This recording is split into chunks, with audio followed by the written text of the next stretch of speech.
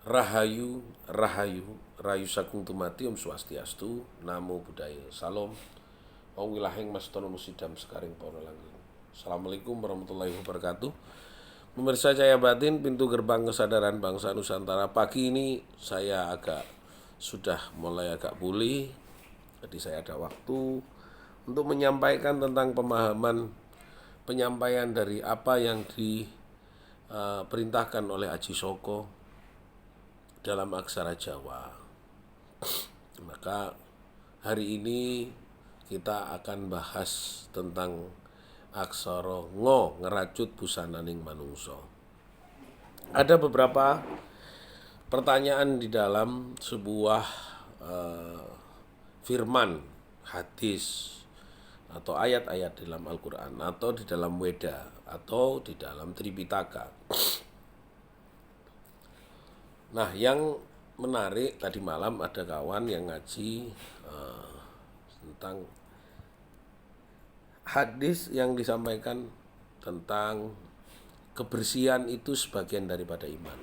Nah, apakah itu berlaku bagi orang-orang yang rumahnya itu bekerja sebagai pemulung? Nah, menarik pertanyaan ini. An-nadhofatu minal iman, kebersihan sebagian daripada iman. Nah, arti dari yang disampaikan ini untuk siapa? Apakah untuk rumah kita atau untuk tempat ibadah kita? Atau ada tempat kantor kita? Atau tempat bermain kita? Atau usaha kita? Tidak sebenarnya. Yang dimaksudkan di dalam perintah tersebut adalah secara hakiki itu adalah hakikat yang terjadi di dalam diri kita. Yang harus bersih bukan rumah. Nanti seperti ibu saya kadang-kadang marah-marah gara-gara kotor. Nek resik itu sebagian daripada ya bukan. Yang harus bersih itu adalah pikiran kita. Yang harus bersih itu adalah hati kita. Yang harus bersih itu adalah jiwa kita, bukan raga kita.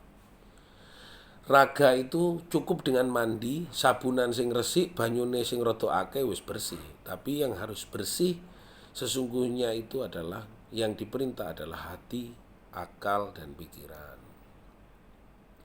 Maka ketahuilah letaknya dari sesuatu yang menjadi substansi tidak berarti bahwa orang yang miskin, orang yang duafa, orang yang melarat, orang yang berkekurangan itu harus sama dengan orang kaya yang pembantunya 8 resik kabeh omahe enggak.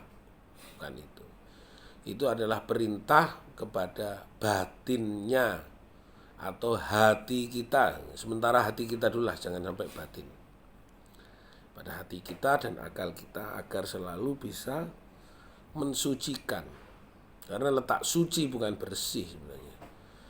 Ketika kita bersihkan semua maka menuju kesucian. Maka marilah kita sama-sama bagaimana dalam firman ketika engkau akan datang kerajaan, hadirnya Allah dalam kerajaannya, sang juru selamat itu ya Allah itu sendiri. Maka untuk menempatkan kepada tempat yang sebenarnya sang juru selamat, ya mari kita bersihkan dulu dengan sifat, dengan sikap, dengan tindak laku, dengan tingkah kita. Tapi sebenarnya itu bermula dari hati. Jika hati kita itu selalu kotor, maka apakah bisa menghadirkan juru selamat? Apakah bisa menghadirkan sang yang toyo? Apakah mampu menghadirkan Gusti Kang Akaryo Jagat? Ketika batin kita ini masih kotor, atau hati kita masih kotor, akal kita masih kotor. Mari kita bersama-sama selalu memahami semua yang terjadi dalam firman hadis, semua kitab-kitab itu. Pahami betul maksud dan tujuan hadirnya perintah-perintah itu kepada yang namanya hati. Mumpung hari-hari ini untuk yang umat Islam tadi malam itu sudah masuk nisfu Sya'ban, bermaaf-maafan. Ya bermaaf-maafan antara siapa? Yang harus minta maaf itu hati kita kepada badan. Karena kita sering menggunakan badan kita kepada jalan yang tidak baik. Ayo kita minta maaf kepada apa yang kita lakukan dalam setiap hari. Kita menggunakan badan kita tidak pernah bersyukur. Hati kita sering menggunakan badan kita tidak pernah meminta ampun sering badan kita gunakan untuk kepentingan yang di luar ketetapannya dan kuasanya dari Allah itu sendiri. Maka saya mau wasiatkan malam ini, tadi malam, hari ini, sampai esok kita harus pasrah kepada kuasa Allah. Ya iku poso iku pasrah karo Kang Maha Kuwasa.